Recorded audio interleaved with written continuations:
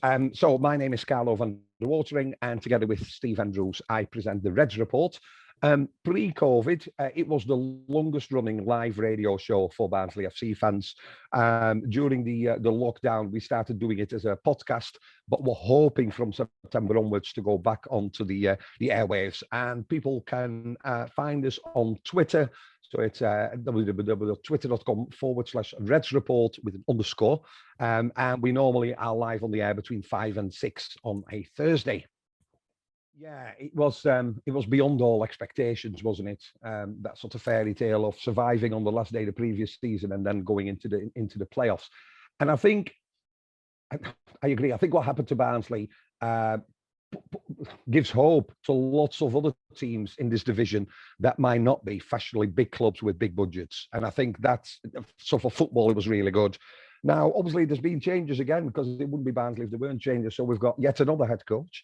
The CEO has left and the club secretary has left. And whilst normally you'd think it's somebody behind the scenes, I think because of the way Barnsley operated, the transfer market and everything, whilst they have replaced these people really, really quick, they've come out and said we need to, we remain as a championship team. I think, though, we need to now higher those expectations. And I would think that the board will set at least a top half finish for Barnsley would, I think is what's needed. I won't put us back as sort of, promotion or playoff favourites. I mean, we weren't last season. We sort of grew into that role. But I think if we can finish top half, it would have been another really, really good season for the young Reds. 11th, just because I like the number 11. Now, normally you'd think, oh, what's happening? That's good. A lot of players, I think, caught the limelight last season. And there was a bit of a fear that as soon as the transfer season period opened, that there would be sort of like wholesale outgoings. Mowatt's left, we knew that. His contract was up anyway.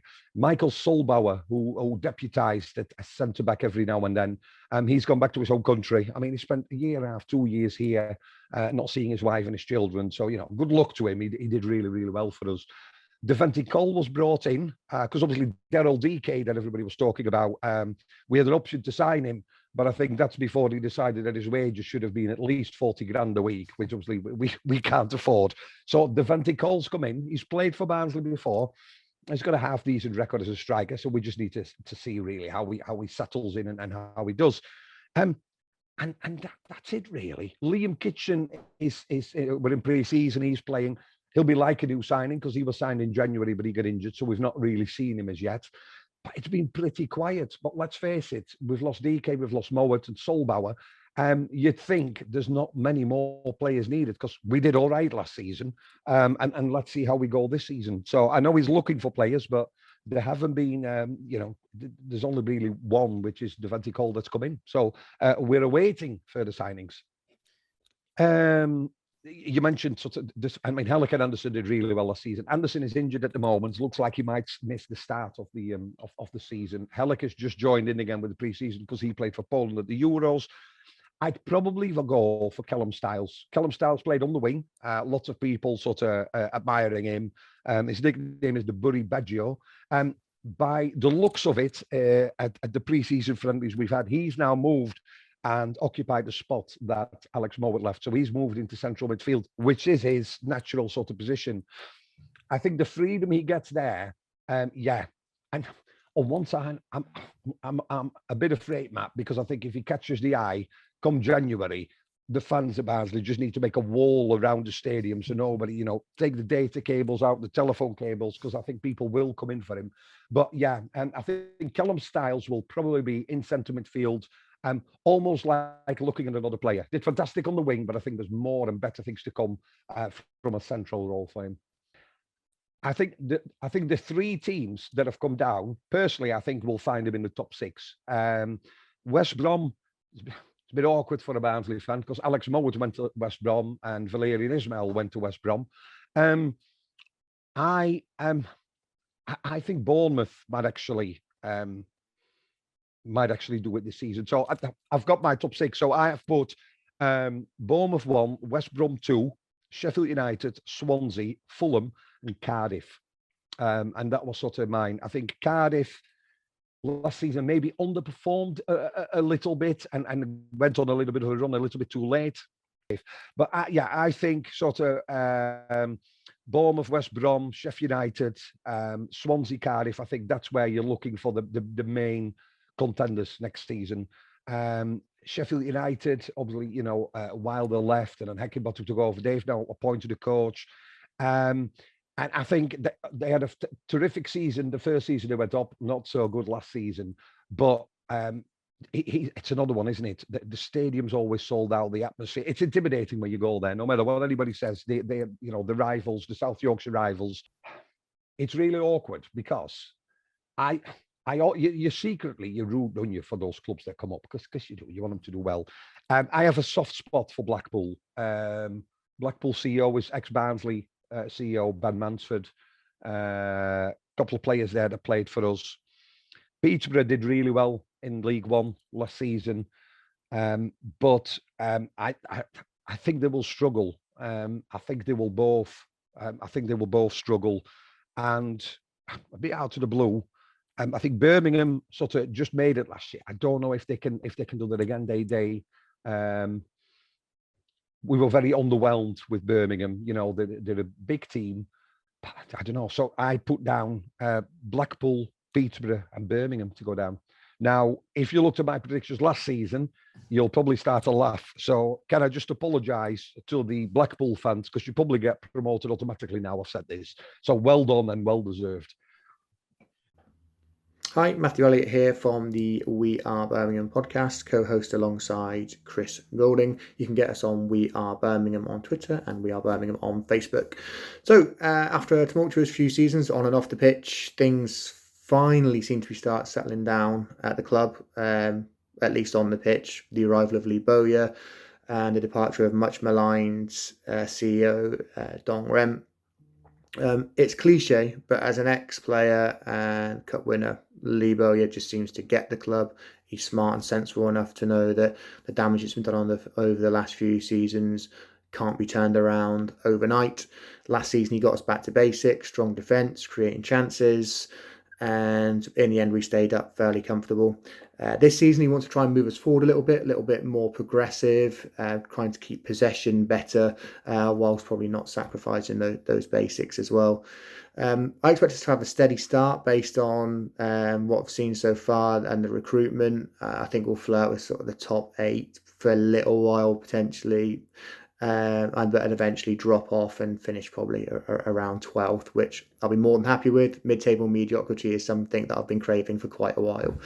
Best signing for me, Ryan Woods, sort of midfielder there that wants to retain possession, wants the ball, sweeps up at the back, can start attacks, etc. The sort of player we've missed since Barry Ferguson left 10 years ago. We've never replaced him. So another key indicator that Lee Bowyer wants the team to be better with the ball. Player to watch, I think a lot of people will say Tahi Chong from Manchester United. Looks a talent, looks quick, looks direct, looks very skillful. A little bit concerned about his physicality for the league. I'm going to go with Jordan Graham we got from Gillingham, who was involved in 15, 20 goals for them last season in terms of goals and assists. Looks like he could be a bit of a dark horse. I quite like the look of him. I think he'll make a nice impact for us. Top 2, West Brom, Sheffield United. I think are pretty boring choices, but I can't see past them at the moment. Playoffs, again, almost feel the same here. Fulham, Swansea, Bournemouth, and potentially Chris Hughton to get Forest in there as well. Bottom 3, I'm going to say Derby, which I find mildly amusing, and Blackpool and Peterborough, unfortunately. But yeah, that's who I think it's going down. Over and out. Cheers. Hello, it's Ryan Hildred from the Rovers Chat YouTube channel and podcast. You can find us at Rovers Chat _ on Twitter, and we've got a YouTube channel as well, Rovers Chat on YouTube, where we do loads of live streams and podcasts and various bits and bobs. So expectation for Rovers next season. I'm in a completely different feeling compared to this time last season. We appear to have a lot of squad depth and lots of positivity going into last season, but this season, as a lot of clubs are, been affected by the pandemic and finances. So we've got a few contracts that aren't signed. we haven't yet actually made a signing, and just a few things off the pitch which are just worrying the fans a little bit. So, my expectations for next season are certainly lowered. Not expecting a playoff push or anything like that, but hopefully we can just finish as high as we possibly can, and certainly not get involved with a relegation scrap. I do expect us to make some signings before the end of the transfer window, but I think a lot of it's going to orientate around Adam Armstrong and whether we sell him and obviously reinvest the money back into the squad. So that one's probably going to go right to the wire. My predicted finish for Rovers, unfortunately, I think we're going to come, lower bottom half. So 18th is what I'm currently thinking, just with, where we are at with things at the moment. And certainly other clubs are looking just a bit more organised and doing a bit more business. We don't have a best signing. We haven't made one yet. So we're completely in the transfer rumours. So the best signing at the moment is a youngster, Joe Rankin Costello, signing a new contract. That's the best signing so far that we've had. Player to watch out for, Ben Brereton, otherwise known as Ben Brereton Diaz, after his time with Chile in the Copa America. So he's going to be one to watch next season, because obviously came with a big transfer tag to Rovers, has never really, got a run of form going at Rovers. So could this be the little thing that just sparks him into life at Rovers next season? So looking forward to watching him, and he's the one to watch for us next season. My predictions for next season, sadly, I just think the clubs that are coming down from the Premier League are just getting stronger and stronger. So my top two, I've got West Brom and Fulham. And then in terms of the playoffs, I've got Sheffield United, Middlesbrough, QPR, who I think are looking pretty good on and off the pitch at the moment. So they might surprise some people next season. I've got QPR in there, and also Bournemouth. They've still got a strong squad. So yeah, certainly clubs that have recently been in the Premier League, I think, are going to make that top six. If I had to go for a playoff winner out of those, I'm going to go for Middlesbrough. Wily old Neil Warnock. He knows what he's doing, doesn't he? So Middlesbrough through the playoffs. And then my relegated teams, Derby, these things catch up with you eventually, as they did with Rovers when we were relegated to League One. So I do think Derby are going to go down. And then, like the teams coming down from the Premier League who are strong, it's harder for the teams coming up from League One. So Blackpool and Peterborough also to be relegated, with Derby are my predictions. Greetings all you Huddersfield fans out there. John Aspinall here from the Seasiders podcast. First off, I've got these on because I've just sat on my glasses this afternoon, and these are prescription sunglasses. I can't see the screen otherwise, so I'm not doing a Roy Orbison impression or anything. That's for those of a certain vintage. Okay, so I've just been asked to do a quick video for and he takes that chance, so here goes. Seasiders podcast is our Blackpool fans podcast. We've been going since 2010, so we've been going for quite a while. Just search Seasiders podcast. You'll find us in the usual places: YouTube, Apple Podcasts, Spotify, seasiderspodcast.co.uk is our website. You should check us out there. Okay, expectations for how it's going to go and how you think it's going to pan out, and any key issues. So I think Blackpool are going to surprise a lot of people this season. We've been written off by quite a lot of media outlets. We're going to finish bottom, yada yada. That happened the season when we got promoted to the Premier League. So what I'll say is to all these media types, write us off at our peril. We've got a very strong squad. It's been bolstered by the re-signing of a lot of key players from last season: Joe Yates, Chris Maxwell, Luke Garbett. Now, normally, under our previous wretched owners, these types of players who do really well, they always move on to bigger and better things. But now we've got a new owner, a guy called Simon Sadler. He's a hedge fund manager from Blackpool, works at Hong Kong, but he's got quite deep pockets, so he's really transformed the club from top to bottom, and we're in a really good place now compared to where we were. So the re-signing of a lot of key players from last season is good. We have lost one or two of our top loan players, Dan Ballard from Arsenal being a key one, so he'll be missed. Expectations for how it's going to go, I think it's pan out, we've just done that. Predicted finish. I think we're going to consolidate next season, and I don't think we're going to be in much of a relegation scrap. As I've just mentioned, I think we're going to finish 18th. So I'll stick a tenner on that. Best signing we've made, that has just happened today. Done deal. Blackpool have signed striker Tyrese John Jules from Arsenal on a season-long loan. He's supposed to be an absolutely amazing talent. He's highly rated by Mikel Arteta says he's got absolutely everything. AC Milan were after him apparently, so quite a coup to beat AC Milan to a signing. I don't think I've ever said that being a Blackpool fan.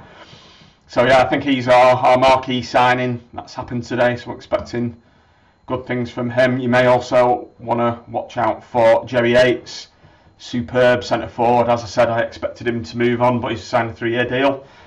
Rapid, fast, non-stop work rate, great with both feet, creates goals from nothing, creates goals for himself, which is a trait that not a lot of strikers have these days, so he's one to look out for. Also, CJ Hamilton, pace to burn on the left wing, is right-footed, but we play him inverted, so he's one you should be looking out for. Prediction on who will finish in the top 2. That's a tough one. I think it's hard just to look beyond the teams that have come down, so probably I'd say Sheffield United and Fulham are going to be up there. Top 4. Not being up there, we're not sort of okay with this division, so I'll say Swansea, Cardiff,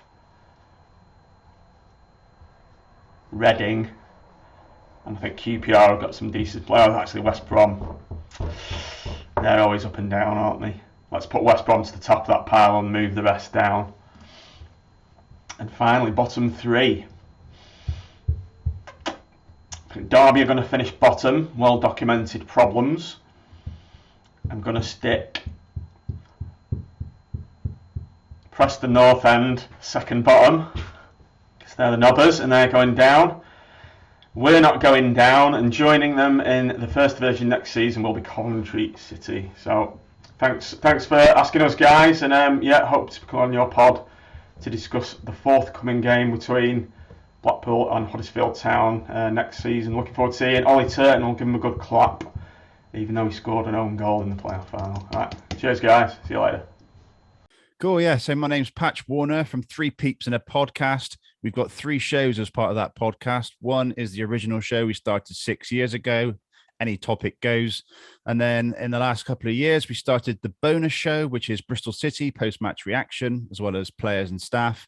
And also we've got Robins Reunited, which we get 2 ex-players and 2 ex-staff back together. So look for us on Twitter at 3PIAPC, and our podcast is available on any platform.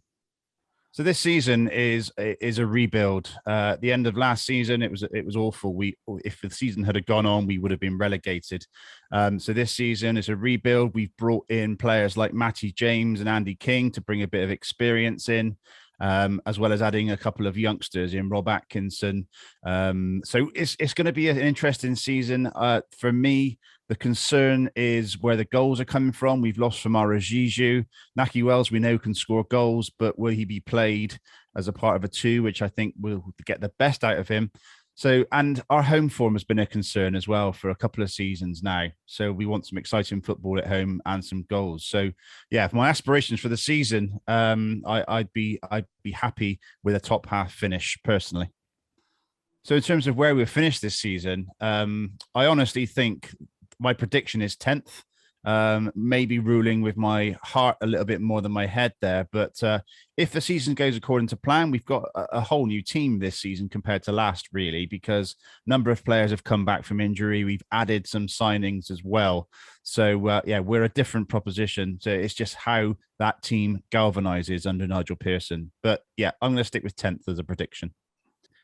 Well, Nigel Pearson claims our best signing is actually Dave Rennie, who is the new physiotherapist at the team, the new medical personnel. But in terms of on the pitch, it's probably going to be Matty James, because what we missed last season was that head, that experienced head, someone who's going to G up the players, not let them get away with sloppy performances. So yeah, for me, Matty James is our most important signing of the season. Other podcasts, non-City podcasts, have said that Rob Atkinson will be a young lad we signed from Oxford, who looks like he's going to be playing centre back with Nathan Baker and or Thomas Callas. So yeah, excited to see how he progresses.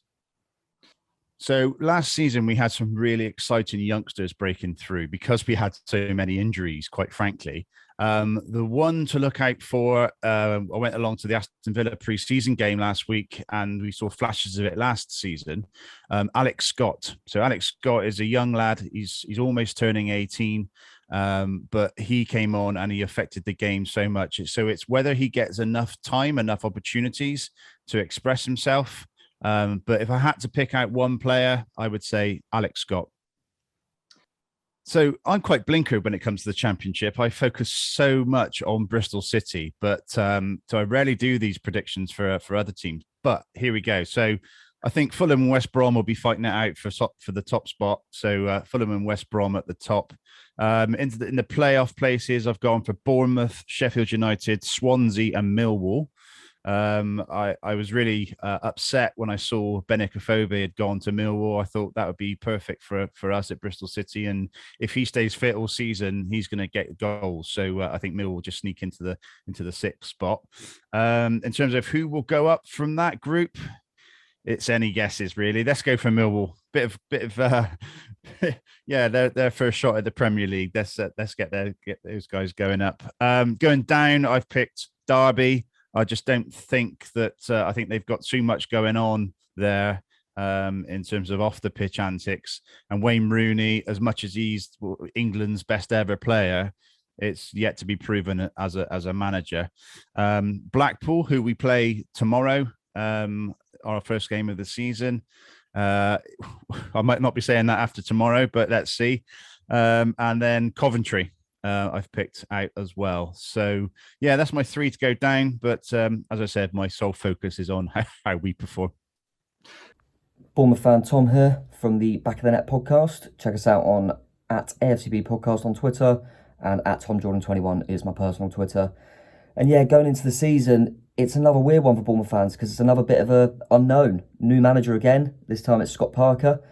And we're going to lose some good players. There's no doubt about that. We've lost Asmir Begovic already at the time of recording this and expecting on Dan Juma to follow. But we're still going to have one of the best squads in the division. There's no doubt about that. We're still going to have the likes of Dom Solanke, David Brooks, Ben Pearson, Lewis Cook, Lloyd Kelly. So we're still going to have a strong squad. We've added Marcondes from Brentford. Could end up being a shrewd signing, championship experience and a real quality player on his day for Brentford. So looking forward to seeing more of him. And as I say, we have still got a very, very strong squad. So I expect us to be in and amongst it come the end of the season. Hopefully go one step further. But we shall see. I think there's, as always, the three teams that have come down from the Premier League, Sheffield United, West Brom, Fulham, they'll be up there, I would expect. I'm expecting Swansea, Middlesbrough, maybe a Forest, Blackburn maybe to kind of be in amongst it as well. Down the bottom is always difficult to predict, but I think the teams that have come up from League One, I think Hull might be okay, but I think Peterborough and Blackpool will struggle, and I'm going to tip Huddersfield to maybe go as well this season. But it's going to be an interesting one for us Bournemouth fans to see what the new era is like with Scott Parker and what he can do. And in terms of players to watch as well, there's a young lad called Jaden Anthony who's coming through the youth ranks at Bournemouth, and I feel like he might have some minutes this season. So we'll keep an eye out for him, Jaden Anthony. And yeah, I'm gonna put my neck out and say we're gonna do it this time round. Bournemouth to be promoted. Come on. Hi, I'm Cardiff City fan Tom Taylor from the Sport Addict Corner. You can also find me on Twitter @ThomasTaylor4 and the same on Instagram. I can see it being a bit of a tough season for Cardiff this year. We started off very well under McCarthy when he came in last season, and we had a decent push for promotion, and we looked like we may be able to get a playoff place, but just towards the end we kind of ran out of steam a little bit. Performances started to peter out slightly, and we didn't play quite as well in games which we probably should have. We dropped quite a lot of points, drew a lot of games that we should have really got the win, and to be honest, I can kind of see us doing the same again this year. I don't think we'll be particularly awful, but I still think we could be in for a bit of a tough ride, and I can see us finishing around the mid-table spots, maybe about 10th or 11th. Our approach in the transfer window, I think, has just been to buy backup, really. I think it's definitely the approach that we took with Collins. Kiefer Moore is an absolutely outstanding player, and he's shown that last season and at the Euros. But he can't play every game, he can't do everything, and the Championship is always a very long season. There's going to be injuries, and you just need backup at your striker, and I think that was the thought process with getting him, and on a free as well. That's not bad. I am looking forward to see what Mark McGuinness can bring. He's a youngster, come from the Arsenal academy. From what I've seen, he looks pretty decent, and hopefully he can develop more now with Sean Morrison and learn off him and see where he goes. But I think our approach this window is very much buy reserve or look to buy for the future. The obvious answer with a player to look out for would be Kiefer Moore. I think last season proved how good he was, and at the Euros as well, I thought he had some very strong performances for Wales. I thought he played very well. But aside from him, I would probably say Josh Murphy on the wing. He's looked very, very good at times last season, and I think if he can get a proper run of games and a bit of confidence going, then he could do very well for us this year, and I sincerely hope he does, because I'm a big fan of his. Top 6 is going to be quite a tricky one to predict for this year, because I think there's so many good teams, and there's always surprise packages, as there is every season. In terms of the top 2 and going up automatically, I think West Brom are going to win the league this year. I think they've got a pretty decent squad, and they've got a good new manager coming in as well. And I think it will be Bournemouth who finish second. In terms of the rest of the top 4, I think they'll be usual suspect big teams. So I can see Fulham and Sheffield United managing to finish there, with Barnsley and Preston North End as well as 2 wildcards. Relegation's always a bit of a tricky one to predict as well, but this season I can see it being Derby. They're in, unfortunately, quite a bad position in terms of players and finances, and the whole club there, unfortunately, is just a bit of a mess at the moment.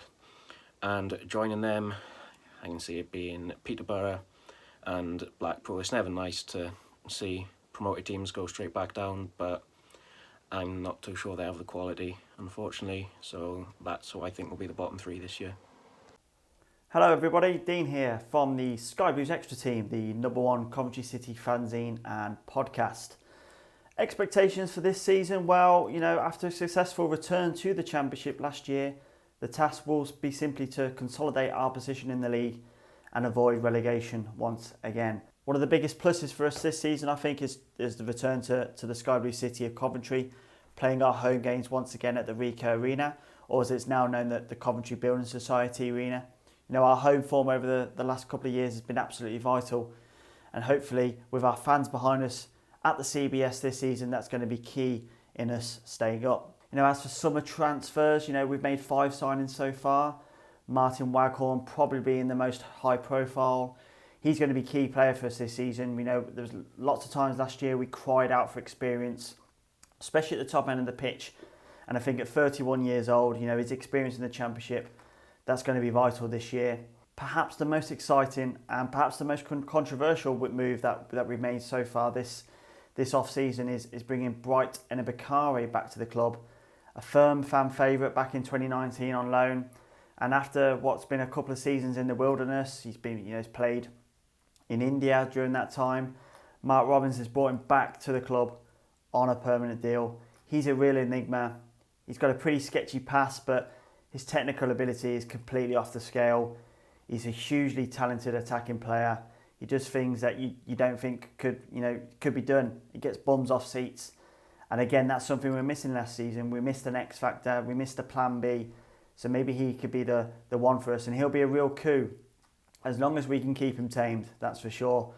Him and our player of the season last year, Callum O'Hare, will be the ones to look out for sure this season, and both of those will be key in our survival hopes, that's for sure. With all this in mind, I see Coventry City finishing around 18th this season. Again, that would be a superb achievement for this group. As for the rest of the league, I see the likes of West Brom and Fulham taking up those automatic positions, followed by Bournemouth, Sheffield United, Cardiff and Middlesbrough in the playoffs, with Bournemouth eventually coming out on top at Wembley. As for the bottom end, I think Blackpool, Derby and Huddersfield will be the 3 to drop out of the Championship this season. Be sure to check us out on all platforms, just search Sky Blues Extra, and all that's left to say is good luck to everybody this season. Hi everyone, it's Cory and I'm one half of the Rams Review podcast, talking all things Derby County. You can find us on Twitter at Rams Review 1. You can find us on Facebook and Instagram at Rams Review Pod. And we're on all major podcasting platforms. Just type in the Rams Review Podcast. You can hear our thoughts, myself and my co-host Jason, who's just outside of Derby. I myself am just outside of Washington, D.C., and we talk all things Derby County, sometimes once a week, sometimes twice a week, and sometimes how the news breaks and things like that. It's been a funny old off-season, close season for Derby, as you probably read it in a lot of the papers. The failed takeovers really kind of stopped a lot of things that Derby kind of want to do this off-season, this close season, sorry. And it's really interesting right now. Derby have not signed anybody, so I can't give you a best signing that we've made because they haven't signed anybody. There's 5 or 6 people on trial that obviously I think that the club want to bring in from what we're hearing. But right now that's not possible because there's a transfer embargo. The EFL relaxed some parts of it, haven't relaxed other parts of it. And there's been some hints at some issues at boardroom level as well. And the longer that this goes on, Derby will not be competitive next season. Also, the ownership situation being in flux is just another dark cloud hanging over Pride Park that's not needed right now and things like that. I think when you look at the championship as a whole, though, the league's going to be fairly competitive. I don't think there's any particularly teams that really look like there's always a team that takes the lead by the scruff of the neck, let's be honest, but it doesn't look like right now there's too many teams that are going to be able to do that. Most of the teams look competitive. Most of the teams look like they're capable of beating everybody and anybody on their day.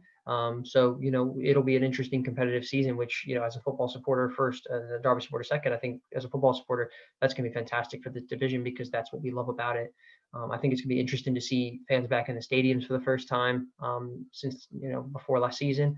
See how some of these players react. They haven't played in some of them have not played in front of large crowds for an extended period of time. So it'll be interesting to see how that works and how the COVID football economy will start to change things. I would expect the transfer market to kind of heat up the last week or so, but be pretty slow till then, till the dominoes start to fall and things like that. I think when you look at Derby County right now in the situation that they're in, if the season kicked off today, they'd be bang on for relegation. They'd be bang on for probably finishing bottom of the league. The team that escaped by a point on the last day to a Marlon Pack goal, not because Derby did anything or won any games. They're actually weaker right now than what they were when that game finished. So that's going to be disappointing. It's hard to see, where things can go and everything like that. But that can obviously change if this transfer embargo gets, relaxed a little bit. The takeover, it does happen, or we get a little bit more clarity on that. Derby go out and sign those trialists. I think they'll be a little bit more competitive, and I would be optimistic of them, finishing 4th bottom, maybe even 5th bottom as a high. And I'd snap your hand off for 4th bottom right now if you offered it to me, so Derby could stay in this division for next season. But right now it's looking bleak, and Derby have got to be relegation fodder, and teams have got to be looking their chops when they come to Derby to play this team as it is right now, because even right now Derby don't have a senior center half signed. So, if we go into the first game against you guys at Huddersfield without a senior center half, yeah, they'll be playing a under 23 lad and maybe Craig Forsyth out of position at center half. So it won't be looking too rosy on that front. In terms of predictions for the rest of the league, who will finish in top 2? I think for me it would be Fulham and West Brom once again. Those kind of yo-yo clubs right now that are going to come up and come back down. I think they look like they've strengthened, especially with Fulham getting Gazaniga and Harry Wilson yesterday. And West Brom look like they're going from strength to strength as well. I mean, Mateus Pereira, if he's playing, he's going to be a danger in this division.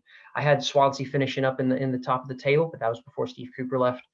So that obviously changes my predictions a little bit. I think for the rest of the top 6, you've got obviously West Brom and Fulham. I think one of them is going to win it. You're looking at Forest, possibly Millwall, and obviously Neil Warnock's Middlesbrough could probably squeak in there as well. And I think if Swansea bring in the right manager, they'll probably be in the top 6 as well. And in terms of relegation fodder, I think we're looking at Hull City, we're looking at Huddersfield, and I'm looking at Luton as well as teams that possibly could be down there and struggling for the season. And I think obviously Derby as well, but I'm not going to include them in my relegation prediction right now because I'm trying to be optimistic. But in realism, I probably would have Derby finish either bottom or second bottom if the season started today right now. And I think for a playoff winner, I think if you're going to go into the playoffs, Neil Warnock's side at Middlesbrough is going to be a very tough ask to beat. But I also think if Chris Hughton and Nottingham Forest can get it turned around, they look like they were starting to make some waves. He'll solidify them, I think, and I think they would be a difficult task to take forward in the playoffs and see if they could possibly win it as well, which as a Derby fan pains me, but especially with as poor Derby is. But looking at it objectively as a football fan, And yeah, I think Forest and Middlesbrough are probably my two threats for playoff contenders and playoff winners there. So again, yeah, hopefully the season's not as bleak as what I've been predicting. But yeah, I really appreciate the opportunity, guys, and all the best. And we look forward to catching up later this season. Hey, I'm Joe Sansom from the Fulhamish podcast, obviously talking about Fulham. We're back again in the Championship, always a tough league to predict. I'm going to give it my best go, but it's one of those things where in pre-season, you never really know how it's going to pan out. For us specifically, new manager in Marco Silva, there's quite a bit of optimism that's crept into the club. It's sort of gone quite downhill as a fan base, especially after Parker went. There was a lot of discontent. Why did he want to leave? What direction is the club going to go in? And the Marco Silva appointment has sort of brought that optimism back, and I'm really looking forward to the new season now, and hopefully can't wait to get back to the cottage. In terms of my predictions for the season, top two, I am going to back Fulham. At this moment in time, the squad is looking very good. Silva has reintegrated the players that have been involved in promotions in the past. We haven't sold any either. I don't know whether that will change. We don't know what's going to happen with Mitrovic, with Anguissa, etc. But I'm going to back Fulham to get top two, and I'm going to back West Brom as well. And the reason for that is I was quite impressed with the appointment of Vladimir Ismail. Hope I pronounced that right. Apologies if I haven't. I thought I was impressed with what he did with the Barnsley team last season. He got them playing a style of football that maybe wasn't the easiest on the eye, but it got the best out of their players. And with a very good West Brom squad for this level, I think he can do even better. And their business so far has been decent as well, with Mowat coming in as well as Clark. So that's who I'm backing for top two. For the rest of the playoffs, I can't look past Jokanovic. Sheffield United, I'm going to have to say they'll be the playoff winners. He did just wonders with us. In terms of the rest of the playoff picture, I'll go with Bournemouth under Parker, reluctantly.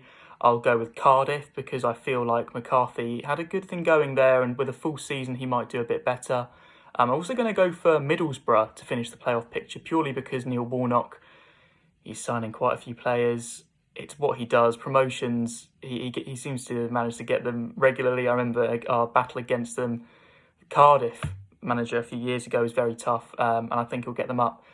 Going down, I can't look past Derby. They've got so many issues at the club. They don't really have a squad at this moment in time.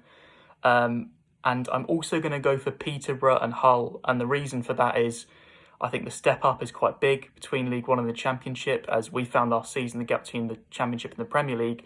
And I'm unsure who would go down other than these two at this moment in time. We've still got a bit of the window left, and I've been more impressed by Blackpool's window so far than these two teams. So that's why I've said them. Best signing for us at this stage, we haven't made one, so I'm afraid that's not applicable. But a player to watch out for is definitely Fabio Carvalho. Young player, attacking player, can play as attacking midfielder or on the wings. Broke through for us at the end of the Premier League season as Parker finally gave him a go. And I'd look at his goal against Southampton away in our 3-1 defeat there in May. It was a very good finish, and it was what we were missing for the rest of the season. And I think this is going to be his breakthrough season. I want to see him involved in first-team football. But yeah, best of luck to you guys for the season. We've got you second, so I'm looking forward to that. Obviously at your place. And fingers crossed it's exciting. One thing for sure is it's good to have everyone back in the stadiums. And I do still think this is the most unpredictable league in the world. So as much as I'd like Fulham to be in the Premier League, to stay there for once, I am glad to be back in a weird way. So yeah. Hi everyone, Matt Lill here from the Hull and Back podcast. For anybody who doesn't know who we are a podcast that dedicates ourselves to Hull City AFC. Now, a bunch of guys that just like to talk about pre-match predictions, post-match analysis, and try and create a bit of fun on the air for our viewers. Now, you can find us on Spotify, or you can find us on our social media through Twitter or Facebook, which is Hull_and_back. Now, a bit of a prediction about Hull City as to how I think we'll do for the season. Bit optimistic, bit ambitious. I'm going for 12 players. I know you're thinking I'm a bit of an idiot, right?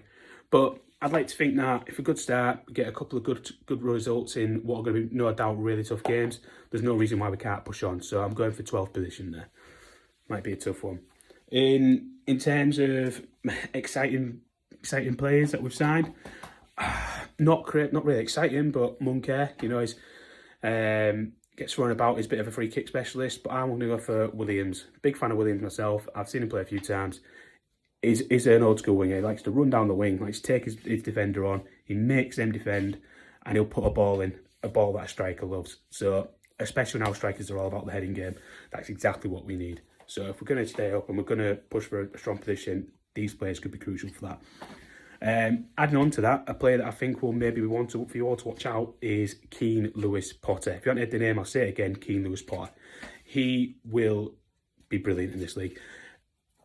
He's one of those players that, as a club, if you don't think you're going to get to the big town that fast, you're worried you're going to lose him to one of the bigger teams. Just like we did with Jared Bowen, we're worried that that's going to happen again with Keane Lewis Potter, because despite his size, he's strong, he's fast, he's good in the air, great finishing. He can score short out, he can beat a man. It's just brilliant to watch, and he's still so young. In terms of the league, I'm going to go for Bournemouth or West Brom to win the league, with the other one finishing second. I know Scott Parker likes set up. It's hard-working teams, and those hard-working teams are brilliant in this league. Mix that with the quality that West Brom have got, then for the rest of the playoffs, I'm going to go for Swansea, QPR, Nottingham Forest, and Fulham. So they're going to finish off the playoffs for me, and then the final three going down, I've got Blackpool, Derby, and Peterborough. Hi guys, it's Kev here from the Luton Town Supporters Trust podcast. You can find us on our socials at Luton Town ST. We're on Facebook, Twitter, and Instagram. Here are my thoughts on the season on the seasons to come for Luton Town. Hopefully we're going to improve on last season. We finished just about in the top half last year, and I think we've got a much better squad this time around than we did last time, so that's definitely a positive. If there is a sort of issue to be had, it might be defensively. We've had a few injuries pre-season in that regard, so hopefully we get them back pretty quickly and we can hit the ground running. But certainly I'm looking forward to seeing us attacking wise. Last season we didn't score as many goals as maybe you'd like. Some of that was down to not having the atmosphere of the crowd making us surge forward and things like that. But I expect us to improve on that this season. We've made some good signings in attacking areas. So all in all, I think the outlook's pretty good for Luton to finish at least where we finished last year. Hopefully we can push in the top 10, and that'd be a fantastic effort. As regards to a predicted finish, I think we're good enough to finish 10th. I think a little bit beyond that is probably just beyond us at the minute. I think the top 6 is just slightly out of reach, but if we can finish 10th, I'll be absolutely delighted with that. Best signing we've made, we've made 8 signings. They all look really, really good. Probably the most exciting one, though, is Carlos Mendes Gomez from Morecambe. He looks a real talent. He's the kind of player that's going to excite our fans. Goes past the player. Got plenty of skill, plenty of pace, plenty of trickery. Got a shot on him as well, as we've seen in pre-season. He looks the real deal. He turned down a few championship clubs to come here, so that's very much positive. So I'm really looking forward to seeing him and his progression throughout the course of the season. I guess the player to watch out for, though, is Elijah Adebayo. We signed him in January. I guess Huddersfield fans won't need reminding of his name after he supposedly came here instead of to them. Good goal scorer, naturally athletic, really tall, can hold the ball up. I'm expecting really big things from him. He scored, 5 or 6 really important goals towards the end of last season. When you think he only came in to the club on the last day of January, he really didn't have any background to build on from that. So I haven't had a full pre-season with the team.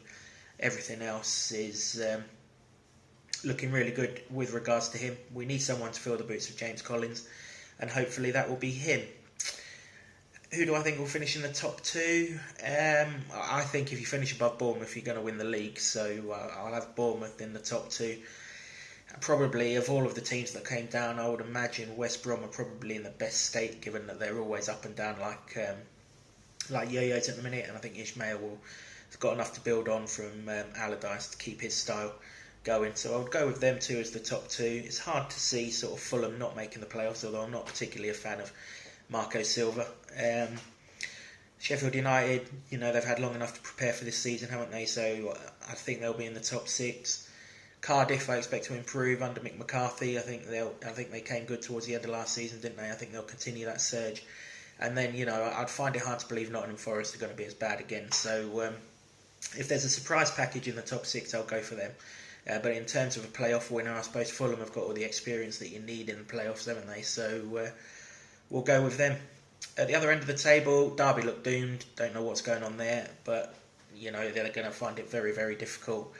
I always worry for Peterborough when they're in the Championship. Yes, they score loads of goals in the lower league levels, which is fine, but they also concede plenty as well. When you come up to this level, you find goals a lot harder to come by, and you can concede them so much easier. So I think they'll struggle this season, and I'm always wary of the playoff winners from League One as well. They've shortchanged in terms of time to prepare, haven't they? So I think they might struggle as well. So the 3 to go down: Derby, Peterborough and Blackpool. Top 2 of Bournemouth and West Brom in either order, and the playoff winners of Fulham. Have a good season, guys. Hi guys, it's Jonny from the Borough Breakdown podcast, the Borough podcast that gives you all your Borough Match Day chatter in a podcast, and I host it with my 2 co-hosts, Dana and Tom, and you can find us at the Borough_Breakdown on Twitter and all the podcast apps if you search for the Borough Breakdown podcast. But in terms of expectations for the season, I think Middlesbrough will be flirting with the playoff places once again, but I just think we lack a little bit of quality now in depth and going forward too. So I feel like we might struggle to really scrape that last playoff spot unless we make those 5 more signings that Neil Warnock is after.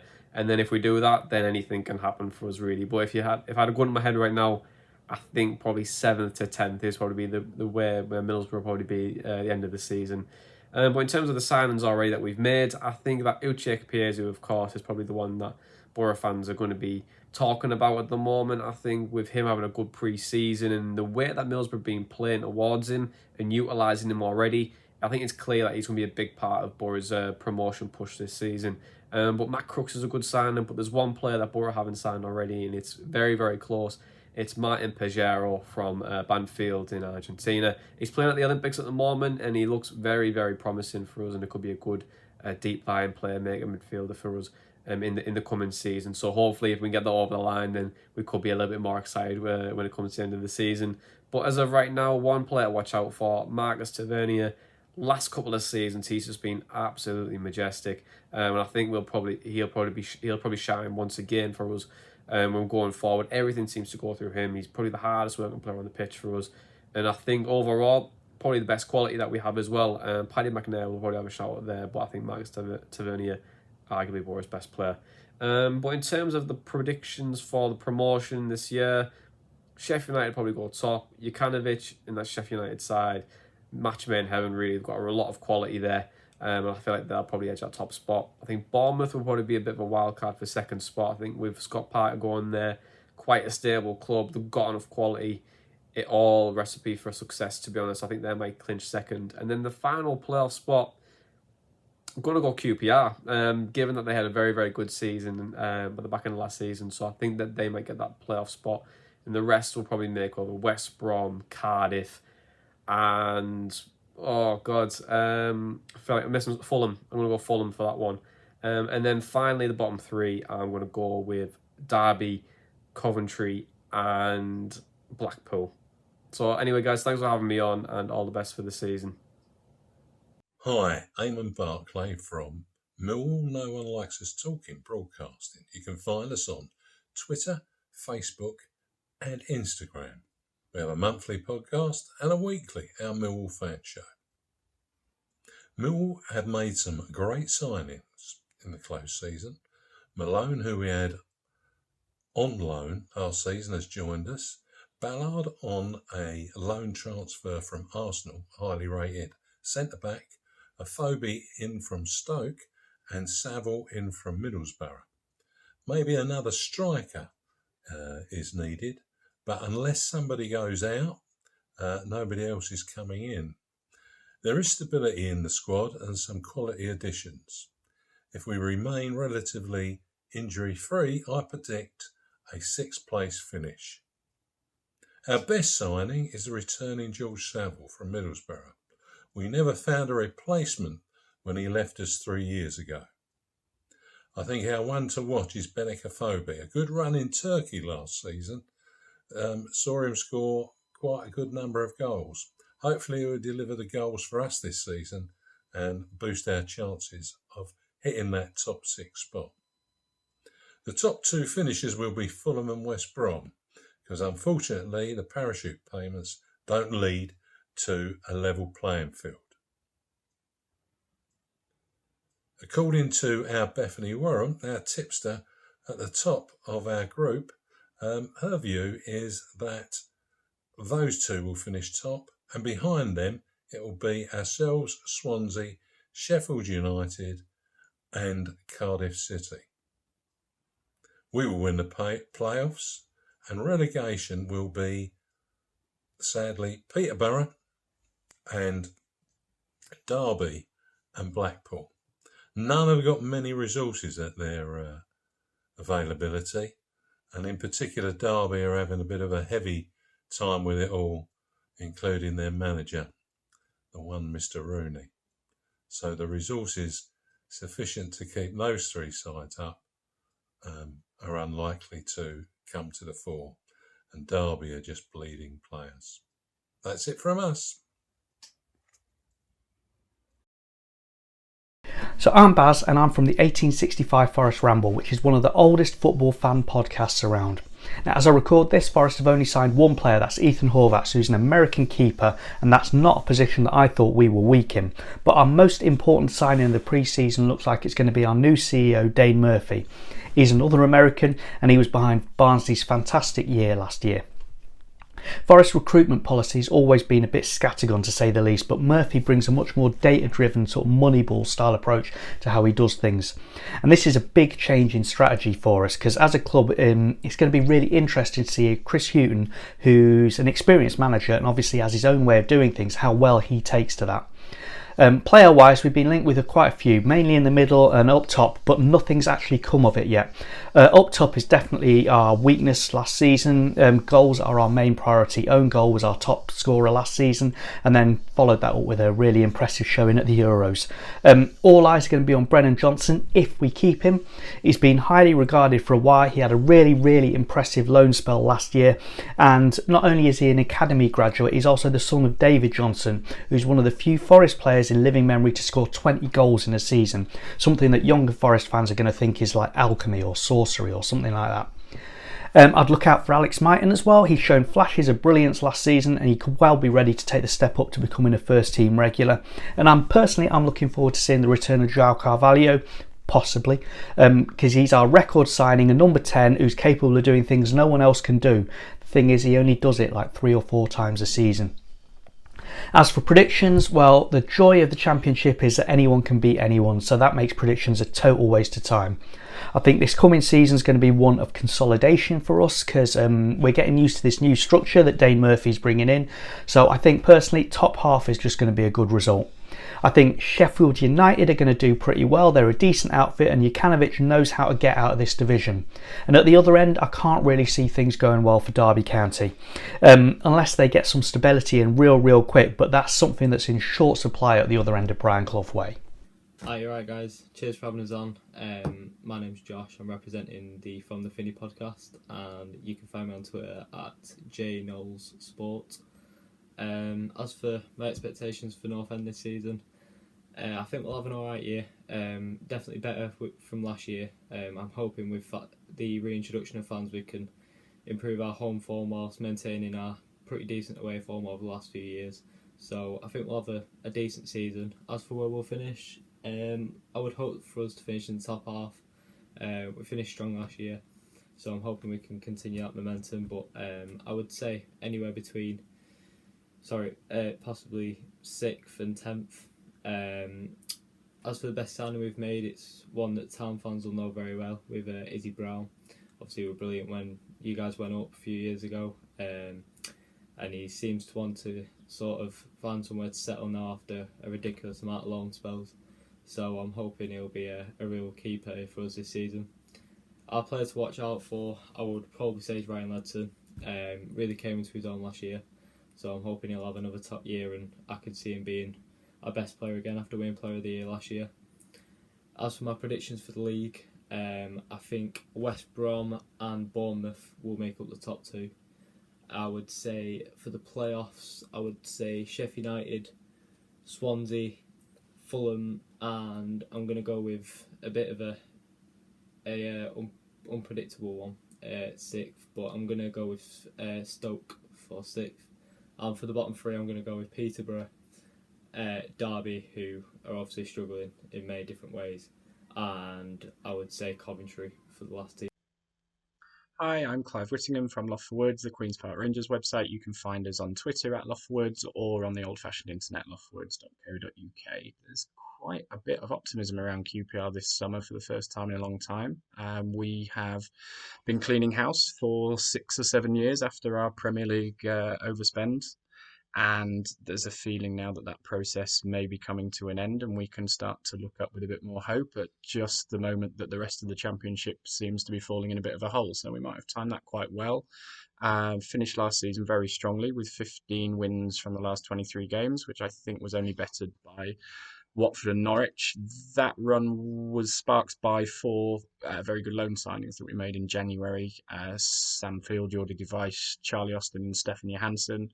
They've all been made permanent this summer, particularly the Austin and Johansson ones. We didn't think that we'd be able to do that under our budget, but we have.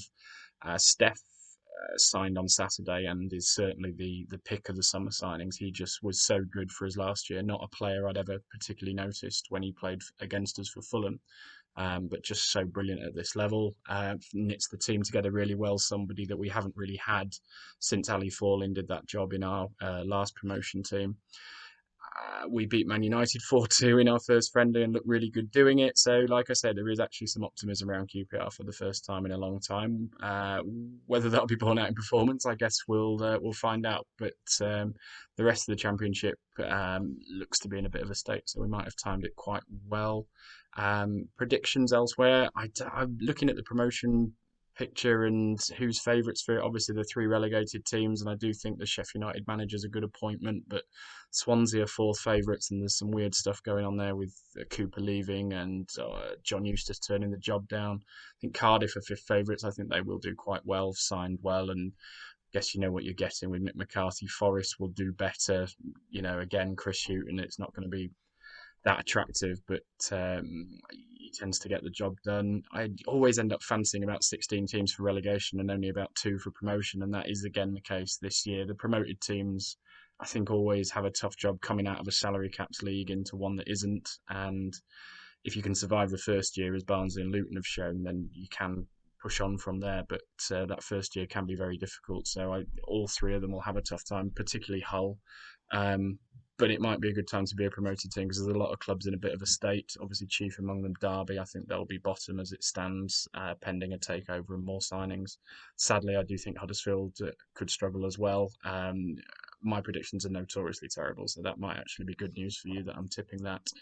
Our prediction, I'd said in the 4-4-2 season preview that I expected about same again, which was 9th, just shy of 7th last year after that great run in the second half of the season. I think now we've actually pushed the boat out and got Johansson on board as well as Austin. We've got to be optimistic and think and hope that we might actually make the top 6 this year. You know, what could possibly go wrong at QPR? Hi, I'm Simeon Pickup, editor of Reading site The Tilest, and financial fair play has been the big problem for us this summer. Haven't been able to bring players in because of past overspending.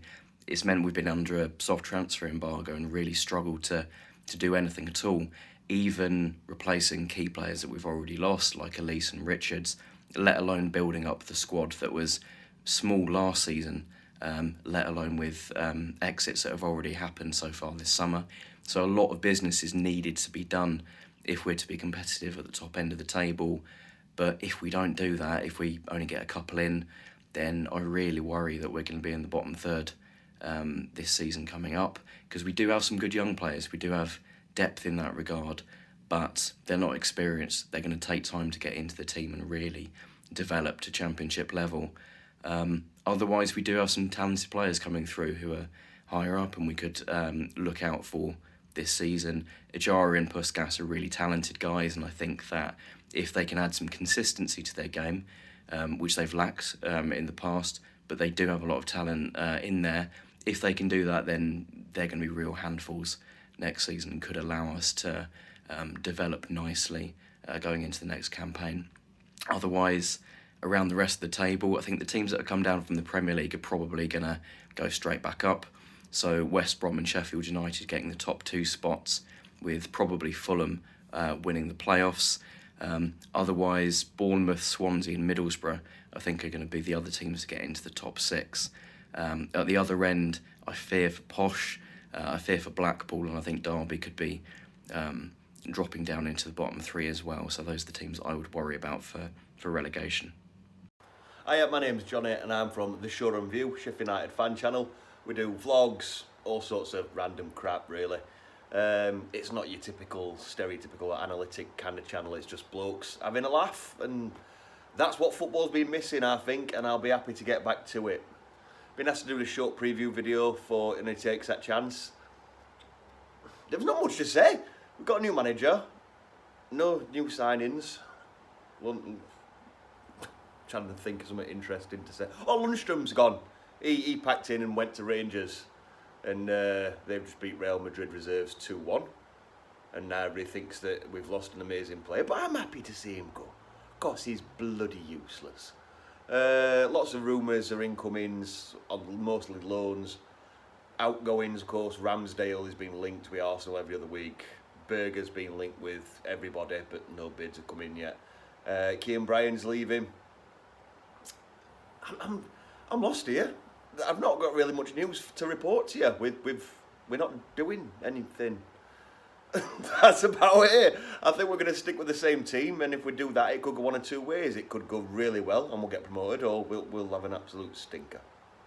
Please don't be a stinker. As for the league itself, top 2, I can see it being West Brom and Bournemouth, to be honest. Playoffs, us will go out in the playoff final again. You know what? I can see Blackburn going up by playoffs. Don't ask me why. There's no rhyme or reason to it. I just had a funny feeling we're going to lose to Blackburn in playoff final. I mean, bugger. Can you bleep that? I'm sure you can edit this. Who's going down? Who's going down? Who's going down? Peterborough. Derby.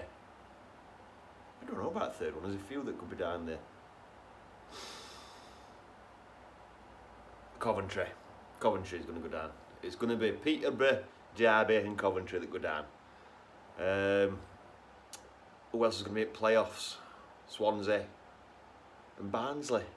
I can see us beating Barnsley in semi-finals, because that'll be bloody hilarious. And then we'll end up losing all that joviality as we lose to Blackburn. Hey up guys, my name's Ben. I'm from Stoke City Podcast, the YYY Files, and this is my preview of the 2021-22 Championship season from the Stoke perspective, of course. What I expect for Stoke, I expect us to be about mid-table again.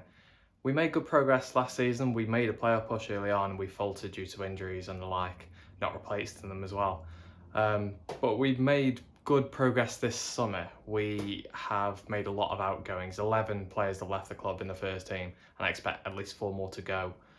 We made some good encouraging signings as well, some young players, and I expect a striker to come in. That's the big thing. Stoke really need a striker to come in. That's what I expect to happen between now and the end of August, if they are to make any progress, of course. And with that, I'm going to predict Stoke to be around 9th in the table. I expect a good improvement from last season. I think the squad's much better, much more healthy, much more rounded. But I don't expect us to be in the playoffs. I think there's teams much more well equipped than us, and with a bit of a squad overhaul, I expect us to need a season to gel, perhaps. Our best signing so far, we've not made many. Ben Wilmot, I think, is our best signing so far. We sold Nathan Collins for 15 million or so, 12, 15 million. We signed Ben Wilmot from Watford for about 1.5, 2 million. For me, that's, in terms of ability, a straight swap, different players, but I think Wilmot will provide a bit more of a passing focus to our back four, which we've lacked in the last few seasons, despite trying. Player to watch out for, I'd say probably Tyrese Campbell. He had an injury halfway through last season, and before that he was going on to be in team of the season for the Championship, let alone with Stoke. If he comes back fit and firing, I expect him to have a wonderful season, especially with better players around him as well. In terms of who I think will finish where, in the top two, I've gone for West Brom and Sheffield United. Best managers, best squads. Top six, I've gone for Fulham, Bournemouth, Swansea and Cardiff, and I expect Fulham to probably make it out of there. Boring that the three Premier League teams go up, but so be it. It's a championship, isn't it? And in terms of the bottom three, it's going to be close for you guys, but I have picked Derby for obvious reasons. Blackpool and Bristol City, I think it's a toss-up between you and them, and I'm a bit more excited by your manager than theirs, so you might just get away with it from my point of view. Anyway, that's been my preview. Thank you very much for watching. You can find the YYY Files at the YYY Files on social media, and yeah, good luck for the season. Hi, I'm Steve Carroll. I'm part of the Jackcast podcast, and I also am editor of Swansea fanzine. So expectations for Swansea this season, not huge if I'm honest with you. Obviously we've just changed our manager. Steve Cooper left 2 or 3 weeks ago, and Russell Martin has only just replaced him, so on the eve of the season really. So yeah, I don't think expectations are huge. I think what Swansea fans want is to see better football, if I'm honest with you. Results obviously were good last season, but the style of play was not very good. So I think that's what we'll be looking for, really. You know, the big issues at this stage are going to be bringing players in. I mean, we've lost the likes of Andre Ayew, Mark Way, he's gone back to his parent club, so is Freddie Woodman. Some players have come in, but I'm looking at the Swansea team. I'm not seeing a lot of creativity. I'm not seeing pace. I'm not seeing goals. So they are things that concern me at this moment in time, really. So I'm hoping that we're going to address them over the next few weeks, because if we don't, I am a little bit concerned about what's going to happen.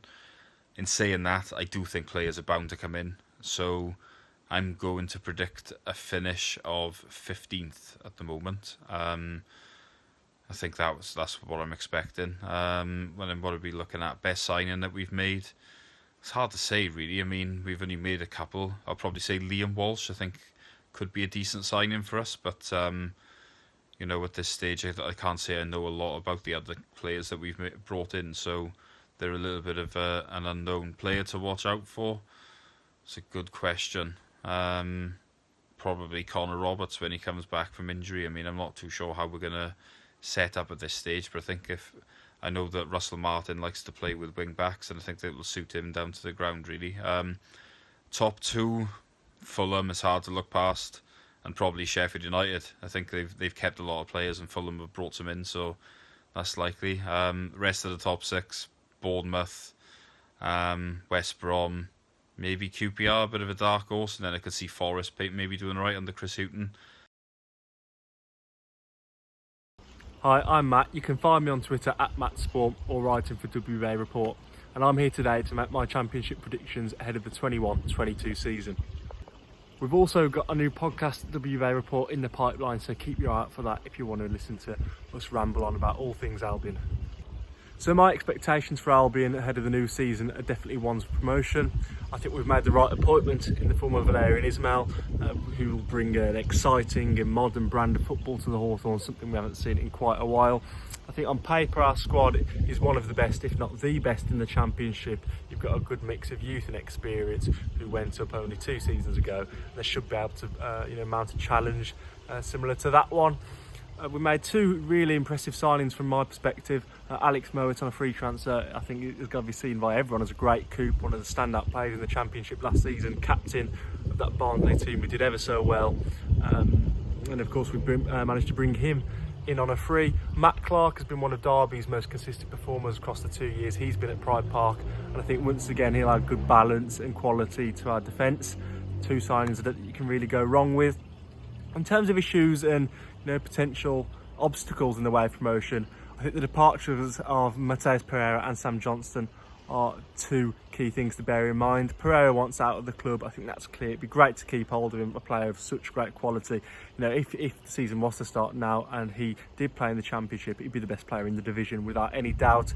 However, my expectation, I think the expectation of those at the club is that he will leave. We need the money. Albion's Chinese owners do not spend, do not invest. So as a club we need the money. Pereira wants to leave. Same sort of thing with Sam Johnston, really. I think he's more happy to see out the last year of his contract. Although, as I said, Albion need the money. If we want to bolster this squad and improve it even further, we need these two players to leave. Yes, it will affect the quality we've got in the squad, but I think, Alex Palmer's impressed at Lincoln, David Button's an experienced keeper, Carlo Grant, Dean Garner, Callum Robinson. There's enough quality in attacking areas, I think. Hopefully we can add to that after selling these players as well. I think as far as the predicted finish goes, I don't want to be overconfident and arrogant and, come back at the end of the season looking like a complete idiot. So I'm not going to say we're going to storm the league. This is the Championship. It's such a hard league to get out of. Anyone can beat anyone. That's the beauty of it. Although I do think we can return to the Premier League at the first time of asking. So I'm going to say Albion going to finish second like we did last time. The squad's good enough, and if we can add to it, then I don't see any reason why we can't go up. As I mentioned, I think Albion have made 2 really good signings so far this summer. If I had to pick between them, I think the value involved in the Mowat deal just about edges that one for me on a free transfer. Player who's in demand from so many other Championship clubs, and we managed to get it over the line, probably down to the fact that Ismail's obviously got that connection with him from Barnsley, was captain, so successful, but he knows the ins and outs of how Ismail likes to work, what's required of a Valera and Ismail team. So I think, despite Matt Clark being another impressive signing, Mowat on a free just about edges it for me. So as I'm sure you can see, the clouds are out, it's a bit darker, a bit colder, I've got a jumper on, but nonetheless we'll talk about who Albion's players to watch could be ahead of the upcoming campaign. And 2 attackers stick in mind for me, Grady Diangana and Carlo Grant. Both failed to really impact our season in the Premier League last year. Back in the Championship, a division they've succeeded in, I'm sure they'll have a big part to play in our promotion push. Diangana was of course influential under Slaven Bilic, and of course that saw us win promotion. And Carlo Grant scored goals the same season and was one of the most dangerous strikers in the league really for Huddersfield. So as I say, I'm sure they'll both have important roles to play. And another player who has really emerged for Albion in recent times is Connor Townsend. He's finally made that left back slot his own and is now first choice. And I'm sure he'll surprise a few Championship supporters who may not really think, oh, is he all this? Is he good enough to be West Bromwich Albion starting left back? But he's really shown to Albion fans that he has now got that quality, he's got the experience, and I think he'll surprise a few. A great left foot, and if we can get a good striker in, I'm sure he'll be providing 1 or 2 assists. So I'm going to go with Townsend as our player to watch, Connor Townsend, left back. So I've already made my prediction for Albion ahead of the upcoming season. I think we'll come second, I think we'll bounce back, I think we've got the quality to do so, but the question is who else will join us there if we do make our way back to the Premier League. And I'm going to go with a bit of a different shout. You may see most fans go with Fulham or Sheffield United, one of the 2 relegated teams who of course got a lot of quality in their squads, but I'm going to go with Bournemouth. Under Scott Parker, who has got a growing reputation as a manager now. He took Fulham up at the first attempt of trying.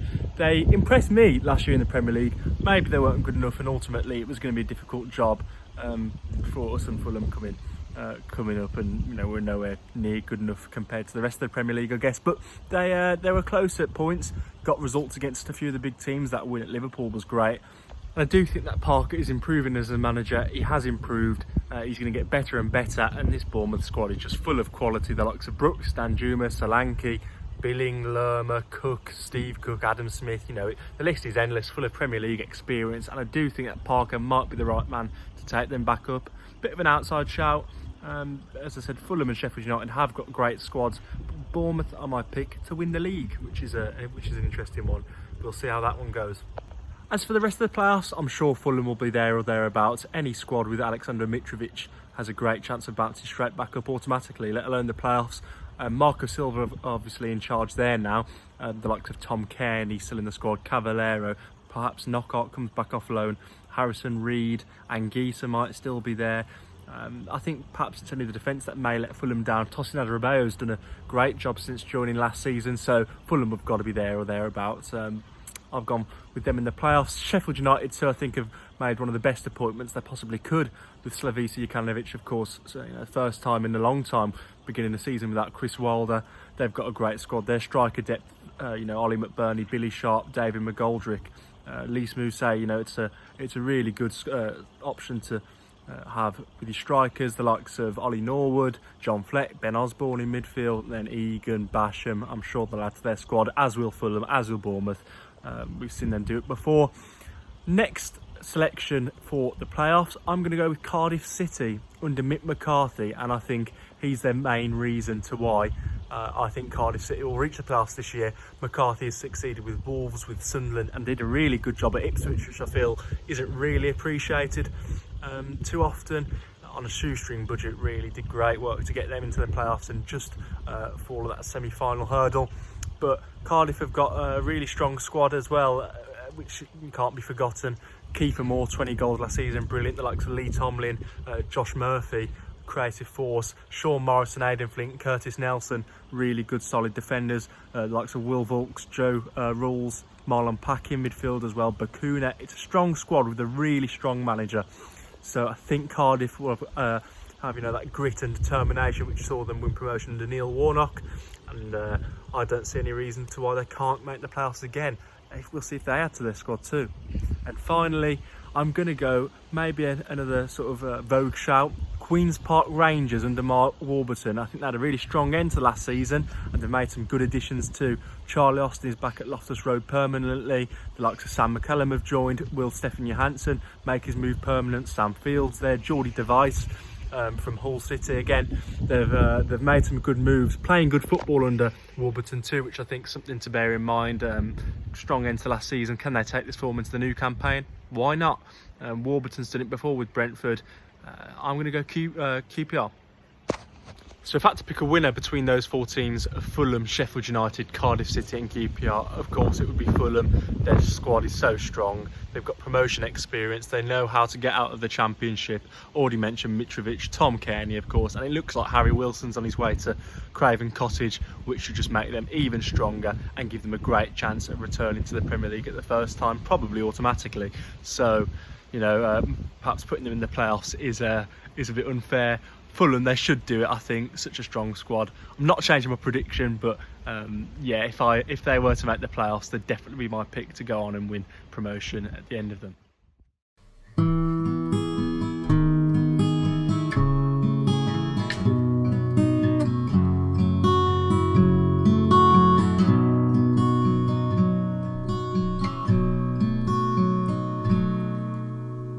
There's a team that is dear to its followers.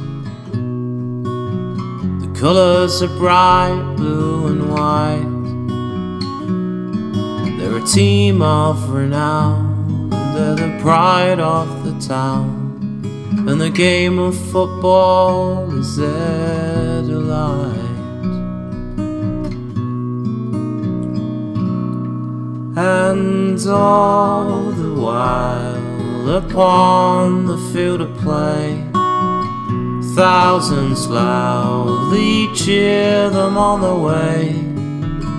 Often you can hear them say, who can beat the town today? And then the bells will ring so merrily, and every goal shall be a memory. So town, play up and bring that cup back to Huddersfield. So town, play up and bring the cup back to Huddersfield.